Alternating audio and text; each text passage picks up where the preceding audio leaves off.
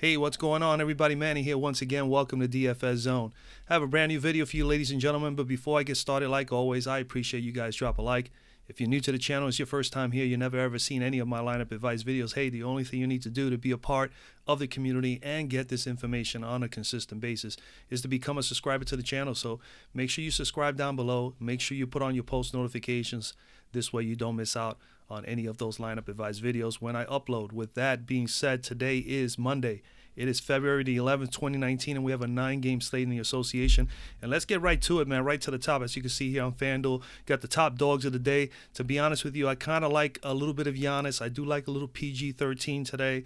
And Mr. Towns, I do like him as well. As far as the studs, there's a lot of studs on the menu today. It's about to eat at least 8 or 9 of them. But again, some of them are in favorable matchups. Some of them are in matchups where their prices are a little high. Don't expect them to do as well. So, but those are the guys that I think I'm targeting the most is Giannis, PG-13, and Karl Towns are probably the top ones for me. Let's go over to my weapon of choice for as far as research is concerned, and that's Draft Dashboard. As you guys know, I'm now utilizing Draft Dashboard. Again, man, this is if you want to minimize your research time, like I've said before already last week when I started utilizing the tool, as you can see, everything that you can possibly need as a DFS player, at least all the major basic information is all right here on one screen. That's the beauty of it all. I mean, you got the players, you got the players' price tag, you got the implied totals, you have the DK price tag right here. That in other words here, Karl Towns was $1,200 cheaper on DK. So if you play on DK, the software allows you to play DK. As you can see, I'm going to click on it right now. So that's DK, DraftKings, and then you can do FanDuel. I do mostly FanDuel, but I do utilize DK as well. I do play on DK as well. Not every slate, not every day, but I definitely do utilize it. So again, you have all that information. You got fantasy points per game, you got the minutes, and you got also not only the minutes, the average for the season, as well as the last 3 games, and the last 3 games as well as minutes, usage rate, versus opponent, what they have done in their last 3 times they have faced that particular opponent. You got the projected points, you got the value for them for that day, and then the new feature that was added on by Chris, which I think is an excellent sorry about that, excellent add-on to the actual software, is ownership projection. So again, if you want to be able to get everything you need right here, this is the place to be, Draft Dashboard. And as you can see on the left-hand side, they also now have the NBA cheat sheet. So if you want to minimize even more research time, you can go right ahead and they'll give you a cheat sheet there for the day for today's slate. And then you got the position optimizer, which is where we at right now. You got sleepers and studs, player trends, lineup optimizer. You can optimize all the players in your player pool that you put together during the Draft Dashboard when you make your selections. And on top of that, as you can see in my watch players list, hey, if you come aboard, now again, if you're not utilizing Draft Dashboard, I am able to give you an opportunity to try it for 30 days for $1. And with that, you also will get linked up, and you'll be able to utilize and be able to see my own watch players list, which is my own player pool, which was 41, 42 prior to the video. I've already knocked off about 3 players. By the time this day is over, if you want to follow along, trust me, by the time the day is over, this player pool will be down to about under 18, probably somewhere in the 15, 16 range on average, maybe 14, 13. But that'll be a good way to also follow along with me and see how I go about making changes, in which there will be changes by the end of the day. All right. Enough of that, just to be able to promote and tell you a little bit more about the product. Of course, the link is in the description of the video here. 30 days, $1. You cannot beat it. I already have told you guys that. If you've been in DFS long enough and you tried other tools, nobody's offering 30 days for $1. I mean, it's really a great opportunity. You're going to get your money back. If you're paying only $1 for this 1 month, I guarantee you'll make the money back. On top of that, if you're following my watch players list, or you're at least listening to me here on DFS Zone, you should be okay. You'll be able to make that money back. That's for certain. I can guarantee you that much. All right, so don't be concerned about the $1. Let's move on here. So let's go at the point guard position today. At the top, as you can see, for me today, I'm going down to Eric Bledsoe. I think Eric Bledsoe and Chris Paul are my 2 favorite plays here. Eric Bledsoe is 8,100 on FanDuel. He is 7,000 on DK. You only need 35 on FanDuel. You need 40. He's averaging 34 and 30. He has pretty much 30. He has done 38 plus pretty much in 6 out of his last 7 games. So he's really playing well right now at the moment. He's playing 27 plus minutes. As you can see, the minutes are there, 27 or better. His average is 29. And as you can see in the last 3 games, he's averaging almost 34 fantasy points per game. but he did put up 39 in his last outing. His usage rate is a little bit up right now, which is good. So he's trending upward. And then, of course, he's had his last 3 meetings against Chicago, 24, 48, and 30, averaging 34 points during the course of those games. Again, the guy is shooting 12 to 13 shots a game, and he's shooting about 4 or 5 threes a game as of late. He can definitely give you some rebounds and assists. We all know that, what he brings to the table as well. And he can give you he could definitely steal. He has pretty decent defense, so he can get you some steals, and he'll have the occasional block here and there. His away, he is away. That's the only drawback. He's not at home. He's going into Chicago, but Chicago is really struggling. They made a lot of changes to their team during the trade deadline, and obviously there's an opportunity for Bledsoe to do well here. Away this year, he's averaging 16 points per game, 34 fantasy points per game. Chicago's coming in here, as you can see, 20th in defending point guards, and they've been allowing 31.4 fantasy points per game. He did play 2 games against these guys already this year, and he shot 75% from the floor, 60% from 3. Averaged 2 steals in both of those games, and as well as 1 block, and averaged 16 points off the floor and 35 fantasy points. So I think he's in an excellent spot to do very well here. They recently gave up Chicago, that is, Sandaransky, they gave him 30. D'Angelo Russell scored 36, and Kemba Walker put up 62. That's over the last 3 games. So again, and he's projected right now only 8%. I think he is someone definitely that you can at least keep your eye on for the rest of the day. And again, if you're watching, if you follow along with me here on Draft Dashboard, if you sign up with that link down below, you'll be able to see if he is definitely somebody I'm going to stick with by the time the day's over. Other than that, Chris Paul's in another good spot as well. Chris Paul, 7,800. As you can see, he's averaging, you need about 38 to meet value here. He's 6,900 on DK, so you need about 34. He's playing 29 to about 34 minutes over the course of his time back since injury. So slowly but surely the minutes are up. He's over 30 minutes over the last few games. He's had 3 straight games at 39 plus as far as fantasy points. He's already taking about 12 shots a game, 12 to 13 shots a game. He has had 2 straight double-doubles, and during the course of that time, he has also taken up, he's gotten right back to it as far as shots, 12 to 13, 6 of 7 shots, pretty much 6 or 7 threes per game thus far since coming back, and he can get you rebounds and assists. When he really gets into it, he can get you a little bit of everything, and on top of that, he is definitely a decent defender, gets you steals. He has had 9 steals over the last 3 games since coming back. All right, and as you can see here, usage rate is up 23% on average in the year. And then, of course, versus Dallas, a 38 spot in his last game, 46 the game prior to that. So he's averaging 42 over the last 2 games against these guys. His ownership projection is at 15% for today. Again, excellent situation for him. He is at home. At home this year, 43% field goal percentage, 41% from 3. He's averaging about 2 to 2.5 steals per game, 16 points from the floor, and 40 fantasy points. He did play against Dallas 1 game earlier this year. He shot 50% in that game, 43% from 3, 23 points from the floor, and 40 fantasy points.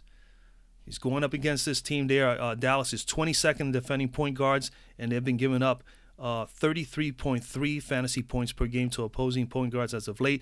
Lillard put up 42 on them. Bledsoe put up 30. Kemba Walker 54 over the last 3 or 4 games. So Chris Paul is definitely someone that I am considering as well. I do like Dennis Smith Jr. because of the amount of minutes that the Knicks have been giving him. So he's someone that I'm considering. And, of course, there's among others here on the player pool, if you follow along, Reggie Jackson. Jeff Teague, if he happens to play, he'll be a nice play here. Chances are he's not going to play. You got Patrick Beverly I'm considering, and so on and so forth. Let's go on to shooting guard. Shooting guard at the top, you got Harden and Beal. I'm not on those 2 guys. I mean, Harden with Chris Paul playing 30-plus minutes, there's no way I'm going to pay $13,000 for James Harden. So Harden is definitely someone that I'll be fading quite a bit at that price tag. I'll wait until his price tag is a little bit lower. The first guy that stands out to me is Zach LaVine, 7,800. You pretty much need 38 to meet value. He is 6,800 on DK, a whole $1,000 cheaper, as you can see that here. He's averaging about 35, so his price tag is not bad at all. He is right where he should be as far as price is concerned. All right, 31-plus minutes in his 4 straight games, and he's also been averaging 26-plus points from the floor.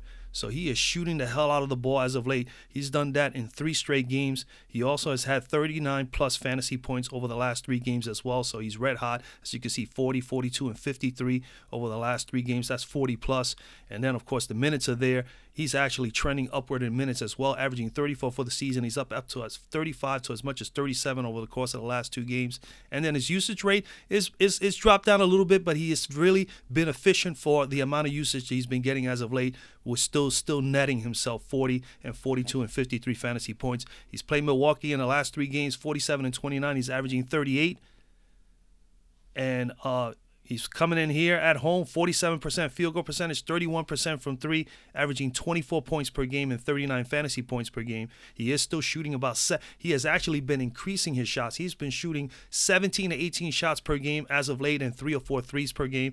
And, of course, he'll give you some rebounds, a few assists, and he is capable of getting you some steals. 2 games versus Milwaukee this year hasn't really shot well at all. His percentages in those games, 37% from the floor, 27% from 3, but he still put up 19 points from the floor and 39 fantasy points. And that was all due to some additional rebounding and a few defensive points that he got on steals and blocks. Milwaukee's coming in here. They're 10th. As you can see here on the screen, 10th in defending shooting guards and allowing 24.4 fantasy points per game. They haven't faced really a top-tier shooting guard in a while. 3 games ago, they faced Bradley Beal, and Bradley Beal put up 49.6, pretty much a 50 spot. He's the last guy to do it. Levine is really on fire right now, and they need the offense. After all the changes that Chicago's been through, Levine has been pretty much the top dog as of late. Other than Levine, you come down here, I do also like Andrew Wiggins. Andrew Wiggins, now granted, he's more, he's probably going to get some Patrick Beverley defense. Beverley usually shuts down quite a bit of people, but his usage, the amount of minutes he's going to get, he's the second go-to guy on this team. I do like Andrew Wiggins in this matchup. $6,500 for him is his price tag on FanDuel. You need pretty much 32 to meet value. He is $6,500 on DK as well, but I prefer him on that FanDuel price a lot more. He's averaging 30 to 31 fantasy points per game, and as you can see, in his last 3 games, he's averaging closer to 32. Did put up 30. Wrong guy.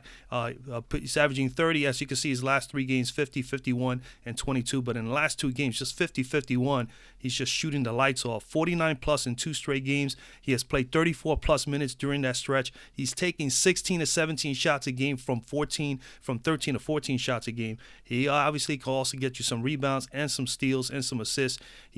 Hasn't been that bad at all defending. He's been getting some steals, and he can get you the occasional block. At home this year, his numbers look pretty decent, 16 points per game on average and 28 fantasy points per game. He did play against the Clippers early on in the year, only 1 game. Now, the situation is totally different. I'm not basing it, but I want to share that with you. This was back on November the 5th. He shot poorly in that game. He did take 16 shots in that game. That's pretty much what he's doing right now. But he only shot 25%. He shot 4 of 16 in that game, 2 of 7 from 3 at 28%. Only had 13 points and 29 fantasy points per game. But the situation has changed considerably, as we all know. There's no more Jimmy Butler. Now it's more just him. Covington has been out. He's still out. So he has had to take on quite a bit of the burden and quite a bit of the shooting for this team, as well as Karl Towns. So again, with the backfield, with the backcourt still having their injuries, I believe Derrick Rose may be back today. If Derrick Rose is back, then this may change by later on. But Andrew Wiggins right now, I do like him in this matchup. If Derrick Rose does play, or Jeff Teague, it will definitely take a little bit off of his usage and shots. But I do like Andrew Wiggins here in this matchup. The Clippers are 14th in defending shooting guards, allowing only 25.4 as of late to opposing shooting guards. They did give recently to Jeremy Lamb 37 fantasy points, and that was about 3 games ago. Other than that, they really haven't faced anybody else, but he's playing so well right now. I definitely think that he's someone to consider. We'll go over to small forward. A small forward at the top. There's no doubt, like I said at the beginning of the video, I do plan to have some exposure to Giannis. I don't think I'm going to have as much exposure to Giannis than I am to Paul George, and the only reasons why is because, one, Paul George is playing against Portland, so it's going to be a competitive game. It's also a little bit higher implied total in this game, so it's definitely going to be a paced-up game. The other thing also is that he is also playing at home, so when as you can see that here, that's also the other thing that you can get out of this draft dashboard. As you can see, this is highlighted here. This is telling me that Giannis is away. So I do like him at home, and he's been really, really good at home. $11,006, pretty pricey price tag for him, but he is capable of doing that. I think he's going to be able to not only meet value, I think he's going to be able to smash value by at least 5 or 10 fantasy points. And for me being a GPP player, I definitely will consider him not only for cash, but I do believe he's a good GPP play in this matchup here today, just due to the fact that this is going to be a competitive game and he's going to get up for it. So Paul George, 11,006. You need 58. On DK, he is 10,003. You need 52 there to meet value. He's averaging pretty much 50. He's had 52 plus pretty much in 8 out of his last 9 games. Looking here on my list, during the course of that stretch, 4 of those games were 60 plus or better in between those 9 games smashed in there. At home this year, okay, he's shooting 45% from the floor, 44% from 3, averaging 2.5 steals a game. We know that he's a steals master. 27 points per game and 49 fantasy points per game. That is incredible. 36 plus from the floor. He's getting 36 points from the floor per game in 7 out of the last 9 games, taking 20 to 21 shots a game and 12 to 13 threes. He has upped that from about 8 to 9 on average, all the way up to 12, 13 over the course of the last 8 or 9 games. And of course, he's going to get some rebounds and some assists, and he is just, he's going to get the steals. The last 3 games, 8 steals by Paul George. He did play Portland twice so far this year, as you can see there. 67 and 50.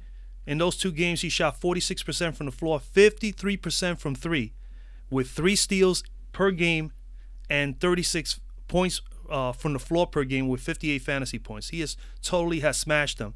All right, Portland is coming in here 24th defending small forwards, allowing only 18.6 fantasy points per game. You say, hell, that is fantastic, but we all know the small forward spot is only very few top-tier, big-time stud small forwards in the NBA. So majority of the time, most teams are going to do fairly well until you look at the chart and you look back to see whom they've played. And the last person that they have played that was at this level was actually Paul George. And that was back on January the 22nd was the last time they faced anybody of Paul George's caliber, and he put up 67 in that game, as you can see here on the screen as well. So, and he is projected to be 14% ownership. I think that's going to go up slightly, not a whole lot because of his price tag, but I think he is definitely someone you must consider here today. Other than that, there are a couple of guys. I do think Danilo Gallinari is someone to consider here due to the fact that there's no Harris anymore, so he gets a bump in usage and in minutes and shots, and he was playing very well before his injury, and it's just a matter of time before he's getting going. I have him still here on my watch list. Josh Richardson has been pretty solid as of late, as you can see here, last 3 games, 47, 36, and 32, so someone to consider. But I am going all the way down to Jabari Parker. Jabari Parker, check this out, folks. Jabari Parker on FanDuel, as you can see on the screen, he is priced at $3,900 even after he put up 40 and 46 in the last 2 games since coming over to the Washington Wizards. All right, on DK, he's $5,600, which is an excellent price for him. But as you can see, he is a steal on FanDuel. Now, granted, he is only 2% ownership projection right now. I would think this is going to definitely be bumped up quite a bit by later on today. So keep an eye on that and make sure that you follow along with me. By the end of the day, we'll know. I'll know if I'm going to have a lot of Jabari, Mr. Parker or not. But right now, at that price tag, you cannot pass him up. He's put 40 plus in 2 straight games, and he's played 23 plus minutes and 30 minutes in 1. I mean, it's just, it's just a matter of taking advantage of the price tag. Now, take this out. He did play 2 games against these guys earlier in the year when he was starting for the Chicago Bulls. It was back in November. In both of those games, he only put up he played 31 minutes in one and 24 minutes in the other. Did not shoot well in either one of the 2 games, as he shot 6 of 16 in one game and 5 of 13 in another. But of course, we all know the situation has changed. And another thing that I do like is, what was his price back then in November when he played as a Chicago Bull against his team?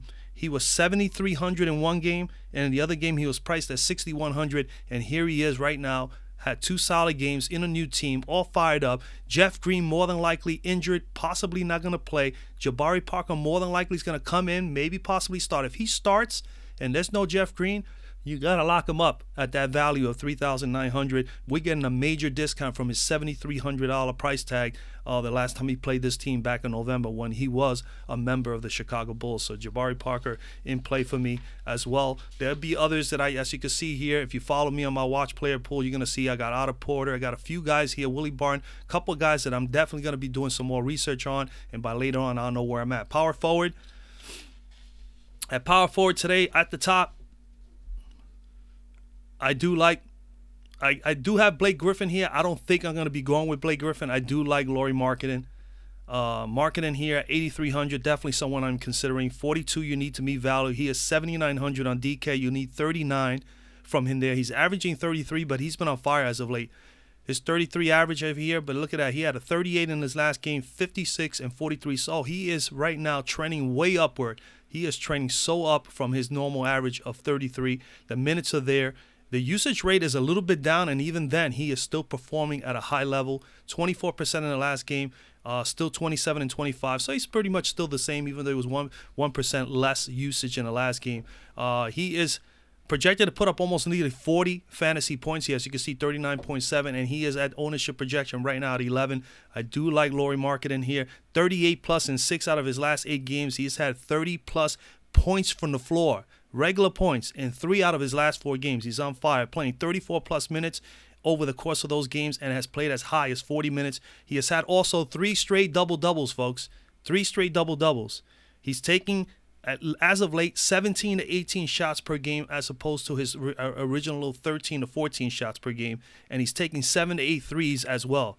He can get you rebounds, and he can get you definitely some blocks here and there. His home numbers. 47% field goal percentage at home, 41% from threes, averaging 18.5 points per game and 34 fantasy points per game. He has not played Milwaukee this year, okay? And the only concern is that more than likely he's going to get some Giannis defense, and that's the only concern. But overall, as far as how he's been playing, the situation he is in now, that he is going to have to be an offensive threat for Chicago, especially now that they got rid of Bobby Portis. You know, they got rid of the Jabari Parker and Bobby Portis. I mean, it opens up the doors for a whole lot of minutes, usage, and, of course, shots opportunity for Lauri Markkanen. Milwaukee 21st in defending power forwards. They've been allowing 26.4 fantasy points per game.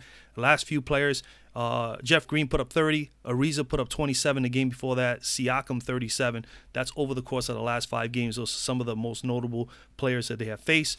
Other than Markkanen, my second choice right now at the moment is Larry Nance Jr. going up against my Knicks.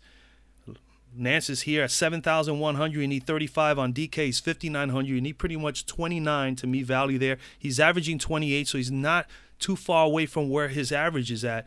29 plus minutes in 3 straight games, and he's had 5 straight double-doubles, which is very impressive. 38 plus in 38 plus fantasy points, as you can see here, 40, 50, and 26. So 38 plus in 3 out of the last 4 games. He's taking a lot more shots as of late. From 8 or 9, he's now going up to 13 to 14 shots per game over the course of the last 2 or 3 games, and taking 4 or 5 threes. He is getting, on average, more than 10 rebounds a game. So we know he can rebound. That's one thing that he's going to definitely bring to the table, and he'll get you some steals, and he can definitely block some shots.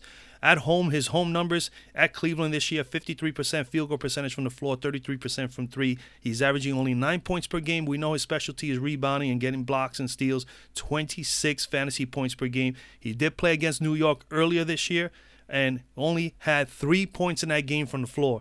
But he picked up 39 fantasy points. And how did he did that? Well, he was able to get 11 rebounds, 7 assists, 3 blocks, and 3 steals. That's how he did it. Okay, so he is definitely in play here. New York, 30th in defending power forwards and allowing 30.2 fantasy points per game as of late. Blake Griffin in back-to-back games, 36 and 43, and Jaren Jackson put up 28 the game before that.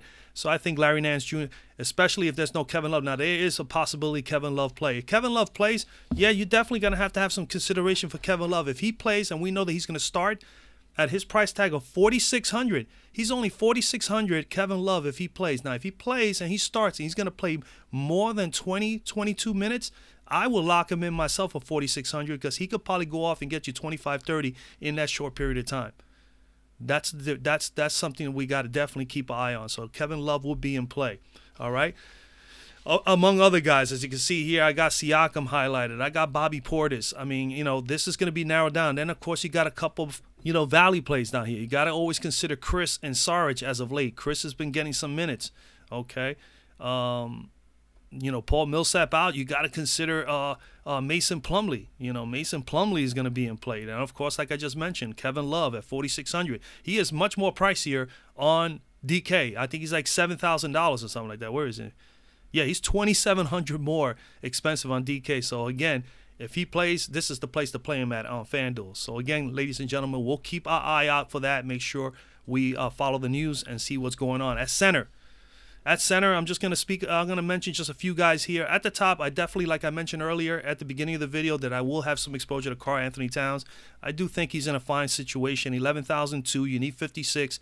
On DK's 10,000 on the nose, you need 50. He's averaging 48, so on DK the price tag is pretty darn good. A little high on FanDuel, but he is in a favorable matchup. We know the Clippers are going to go obviously with the young man that they just traded for in Zubac.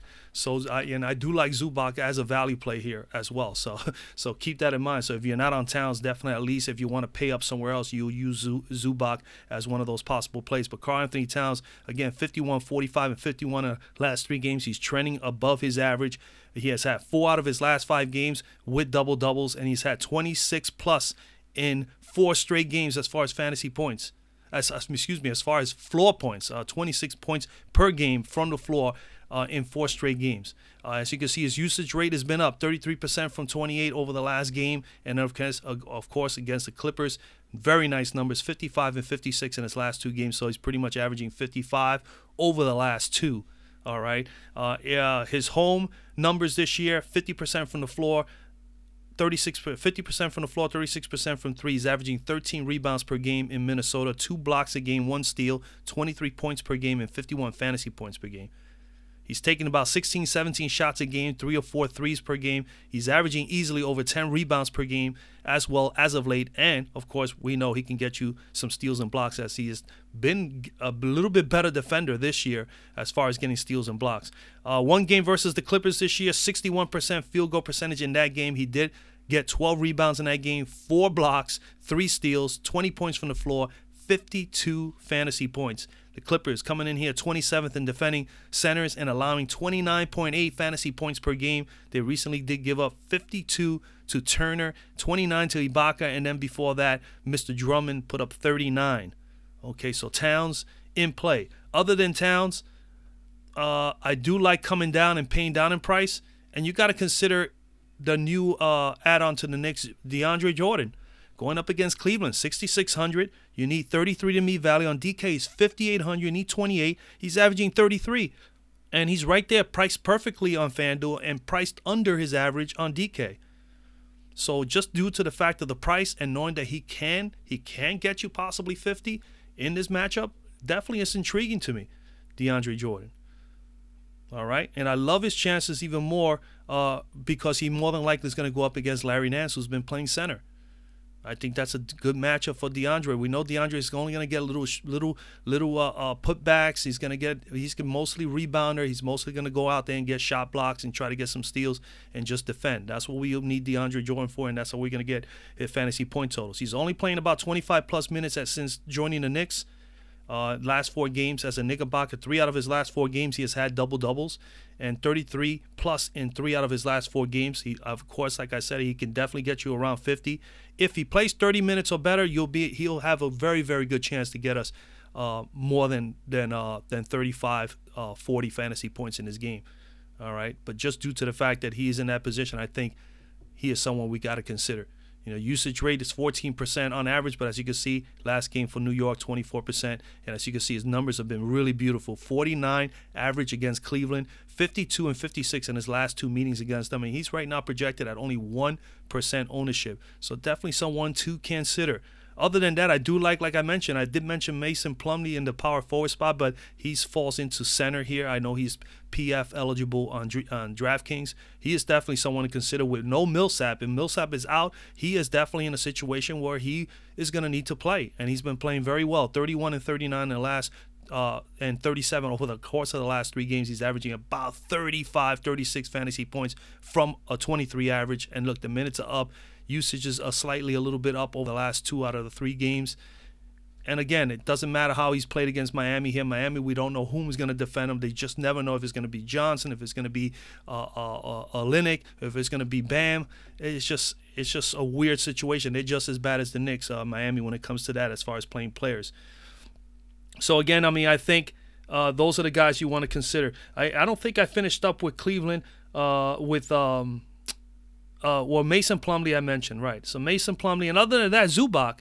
I think Zubac and Mitchell Robinson of the Knicks are guys you got to consider. Mitchell Robinson, where is he at? Well, let's go Zubac here. Zubac at 3,900, definitely someone to consider. He's a new add-on to the Clippers. They need somebody to come in and play center. He's a young kid. He's going to get opportunities. He just finished playing. He played 23 minutes for the Clippers in the last game, and he put up 30 fantasy points. So he is definitely someone to consider, you know, at this you know, drop spot price of 3,900.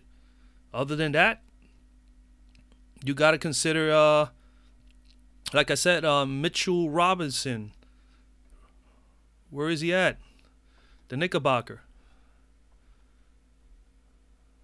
If I can find him. Here we go. Mitchell Robinson. 4,800. Last 3 games.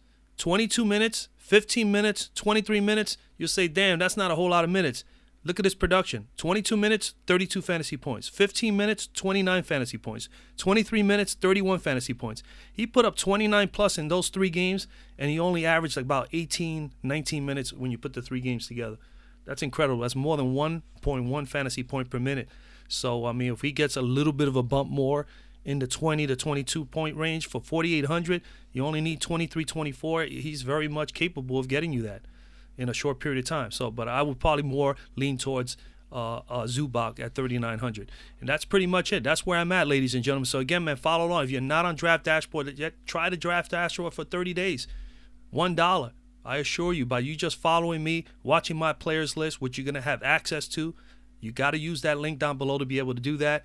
And you're going to see that you're gonna get that money back and then some. You're not going to worry about that. That's not even a fact. That's like a no-brainer if you ask me. So again, that's pretty much it, man. I wish you guys a lot of luck. Thank you so much. Make sure you drop a like on the video. Make sure you share it with other people on social media. I would appreciate that as well.